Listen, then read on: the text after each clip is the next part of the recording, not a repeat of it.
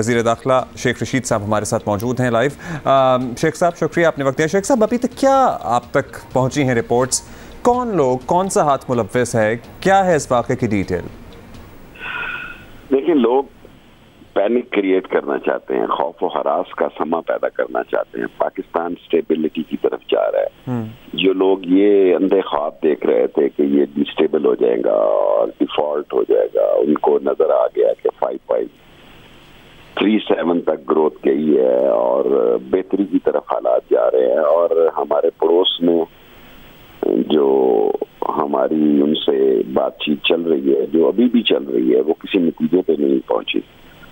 और पाकिस्तान के खिलाफ कई ताकतें हैं जो पाकिस्तान को अदम इस्तेहकाम का शिकार करना चाहती हैं, लेकिन अल्लाह का शुक्र है हमने तारीख मरतब की है। हमारी आर्म फोर्सेस ने, हमारी सिविल आर्म फोर्सेस ने, हमारे लोगों ने दुनिया में किसी जगह जानों की ये कुर्बानी नहीं दी गई और दुनिया में किसी मुल्क ने दहशत गर्दों को इस तरह शिकस्त नहीं दी जिस तरह पाकिस्तान में हुई है। सर, इस बात का तो 100% एतराफ़ है और उसका फल हम सब, उसका समर हमने देखा है। लेकिन अभी पर्टिकुलरली ये जो लहर कह लें या इसको वैसे आइसोलेटेड इंसिडेंट कह लें, क्या क्योंकि चंद रोज पहले आज हम मेंशन भी कर रहे थे, इस्लामाबाद में आपको पता है दहशत गर्दों ने पुलिस पर हमला किया है और उसके बाद फिर अब ये लाहौर का इंसिडेंट हुआ है।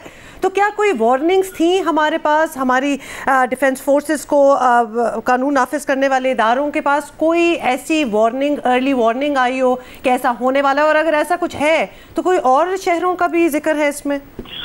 देखिए, नेक्टा ने वार्निंग तो दी हुई थी और हमने, जाहिर है, चीफ सेक्रेटरीज तक ये इतला देते हैं और अपने आईजीज तक देते हैं और अपने अदारों को पता होता है नेक्टा ने क्या इतला दी है। और पहली दफा जो इस्लामाबाद में 2 दहशतगर्द जो हैं वो मारे गए हैं। पहले जो 3-4 वाक़यात हुए हैं पिछले साल, उसमें वो कामयाब हो गए और भागने में भी कामयाब हो गए। इसमें हमारे एक कांस्टेबल की शहादत हुई, एक क्रिटिकल है, लेकिन दोनों दहशतगर्द मारे गए और हम उनके मेन बेस तक पहुंच चुके हैं और उनके जो लोग हैं, जो ग्रुप है, उन तक पहुंच चुके हैं और कुछ लोग हमने इन्वेस्टिगेशन उनकी कर रहे हैं जो उनके साथी थे।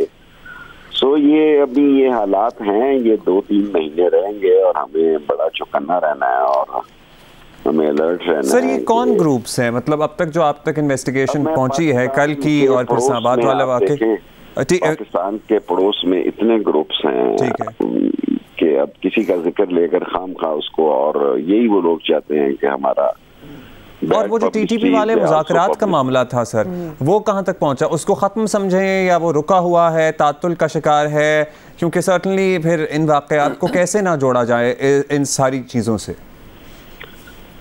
देखिए, सीज फायर ख़त्म हो गई 30 तारीख को और उनकी डिमांड जो थी वो कोई आसान डिमांड नहीं थी। और जो लोग अभी तक, बातचीत तो खत्म नहीं हुई, तालिबान इसमें हैं, वो उनके कैरेक्टर, क्या कहते हैं, मुज़ाकरा, वो ब्रिज का किरदार अदा कर रहे हैं। लेकिन उसमें बाज़ ग्रुप ऐसे हैं, कोई एक ग्रुप नहीं है, 5-6 ग्रुप हैं। 1-2 ग्रुप तैयार होते हैं, दूसरे 1-2 ग्रुप बगावत में चले जाते हैं। तो इस तरह वो भी लोग जो हैं वो, उनके पास भी कोई काम नहीं है सवाए इसके कि पाकिस्तान को भी डिस्टर्ब किया जाए और अपने मुतालबात मनवाए जाएं। तो आप समझते हैं कि जो हालिया वाक़यात हैं, इनका मामला उसी से जुड़ा हो सकता है, जो सीज़ फायर ख़त्म हुआ है उससे लिंक हो सकती है सारी चीज़? अभी 2 दिन इंतज़ार करना पड़ेगा, इतनी जल्दी खुरा नहीं मिलता। फोरेंसिक रिपोर्टें टाइम लेती हैं और वो बाइक जिस पे लगाया गया था और उससे सारे हालात और वाक़यात, थोड़ा वक्त लगेगा, उसके बाद हम नतीजे पे पहुंच जाएंगे कि और we'll be waiting for that information, क्योंकि आपकी बातों से यही लग रहा है कि कुछ ग्रुप्स आइडेंटिफाई हुए हैं, लेकिन अभी आपने आइडेंटिफाई एग्जैक्टली करना है कि किसने ये किया है। अब शेख साहब, आप हमारे साथ हैं, हम आपसे ये पूछना चाहते हैं और थोड़ा सा ये एक टेंशन है इस बात की। आपको पता है कि PSL का बड़ा अहम इवेंट आ रहा है यहाँ कराची, लाहौर में इसके पूरे मैचेस होने हैं, गैर मुल्की खिलाड़ी भी मुल्क में आ रहे हैं। तो क्या सिक्योरिटी इंतजामात बढ़ाए जाएंगे आफ्टर दीज इंसिडेंट्स, या फिर जो किया हुआ है वो इनफ है? देखिए, हमने तो सिक्योरिटी इंतजामात न्यूजीलैंड से ज्यादा, इतनी न्यूजीलैंड की फौज नहीं थी जितनी उनको हमने आर्मी प्रोवाइड की, हेलीकॉप्टर सर्विस दी। और मैंने खुद क्रिकेट वालों से ये कहा है कि आप स्टेडियम के साथ अपने 5 स्टार होटल बनाएं क्योंकि स्टेडियम जो होता है अगर रावलपिंडी में है तो रहाइश उनकी इस्लामाबाद में है, दोनों शहर मफलूज हो जाते हैं। और हम क्रिकेट को पूरी सिक्योरिटी दे रहे हैं, रेंजर्स दे रहे हैं, FC दे रहे हैं, आर्मी भी। आप देखें ये मुल्क में पाक फौज भी हम क्रिकेट की सिक्योरिटी में लगाते हैं, उनको भी इसका जो सिक्योरिटी के इंतजाम है वो देते हैं।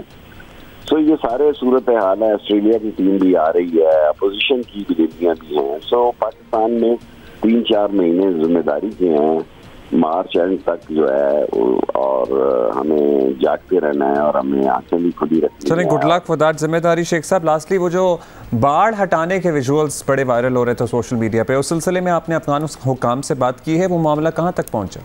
देखिए, बाढ़ हमने 2600 कितनी किलोमीटर तो मुकम्मल कर रही है, 21 किलोमीटर सिर्फ रहती है अफगानिस्तान के साथ। और जो वो हटाने की वीडियो है वो एक मेन लाइन नहीं है हमारी बाढ़ की, वो उससे मुंसलिक एक बाढ़ है उस इलाके की। क्योंकि देहातों में बाज़ देहात ऐसे हैं वहाँ के आधा गांव इस तरफ है और आधा गांव उस तरफ है, और उसकी लोकेशन जो है और उनका उसका जो सिलसिला है वो इस किस्म का है कि ये एक ट्राइब का आधा ट्राइब उस तरफ है, आधा ट्राइब इस तरफ है। इन सारे मसाइल के बावजूद ये 21 किलोमीटर की जो रह गई हुई है बाढ़, वो बलूचिस्तान साइड पे अभी 200 किलोमीटर है, लेकिन इस साइड पे 21 किलोमीटर है। इंशाल्लाह मुकम्मल कर लेंगे। एक दिन में 2 किलोमीटर होती है। अभी ये 10-15 दिन का मसला है, लेकिन अभी हमने ये 21 किलोमीटर का काम शुरू नहीं किया, ये अभी रुका हुआ है। ठीक, राइट। बहुत बहुत शुक्रिया शेख साहब फॉर स्पीकिंग टू अस। थोड़ा सा ऑब्वियसली क्योंकि बैक टू बैक हुआ है, इस्लामाबाद में एक इंसिडेंट हुआ और फिर लाहौर का तो खैर हम सारों ने कल देखा। इससे थोड़ा सा खौफ इसलिए भी आता है Abdullah, because so much is happening in the country.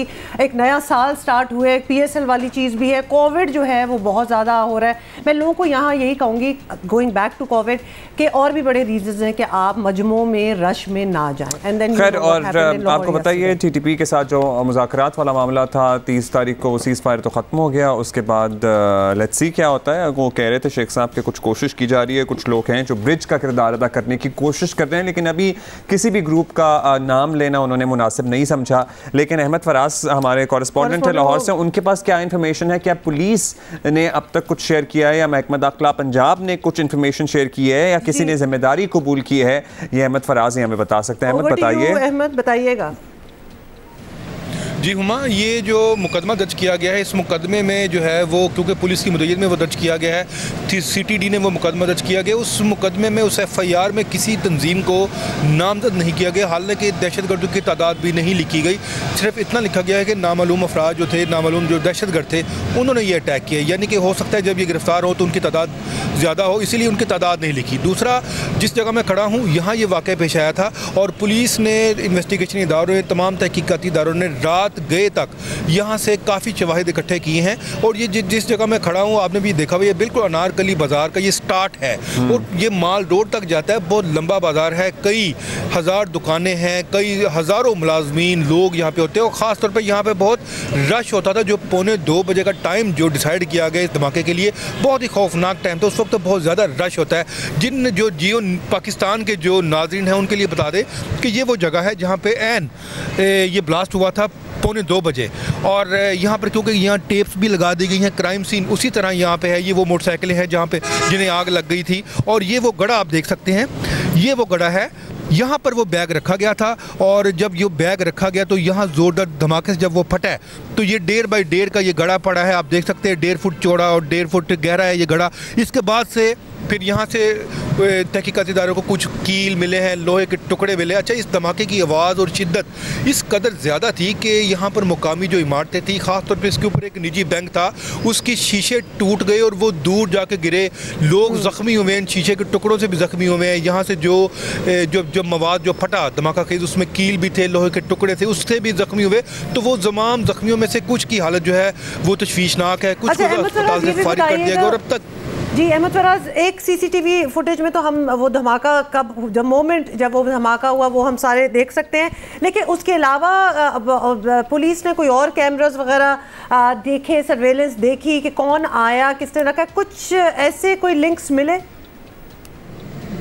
Ji, Punjab police का तो ये दावा है कि उन्होंने यहाँ पे जो सेफ सिटी के जो कैमरे थे वो ऑपरेट थे यहाँ पे और वो काम कर रहे थे और उनको कुल वहाँ से कुछ शवाहिद मिले हैं। देखिए, इसमें सबसे ज़्यादा इंपॉर्टेंट जो चीज़ है वो ये है कि ये जो दहशतगर्द यहाँ पे पहुँचे हैं, जिसने यहाँ पे बैग रखा है, वो बैग रखने के बाद किस तरफ गया है, वो जिस तरफ भी गया फिर उस रूट को चेक किया जाएगा। उस बैग रखने के विजुअल्स सामने आए हैं, उसके कोई अब नादरा को डेटा या रिकॉर्ड भेजा गया है, बैग रखा किसने, वो किसी कैमरे ने कैप्चर किया है? देखिए, तहकीकाती इदारों का ये कहना है कि उन्हें वो फुटेज तो मौसूल हो गई है, लेकिन वो अभी तक वो मीडिया से शेयर नहीं कर सकते, क्योंकि उससे जो जिस जगह मैं खड़ा हूँ मेरे बिल्कुल फ्रंट पे वो कैमरा था और वो बैक से आया है, वो इस तरफ से आया है या वो इस तरफ से आया है, अभी उसका भी तयन नहीं हुआ कि वो माल रोड की तरफ से आया है या फिर वो सर्कुलर रोड की तरफ से आया है। जब उसका ये तयन होगा तो उसकी तस्वीर जो है वो नादरा में भिजवाई जाएगी।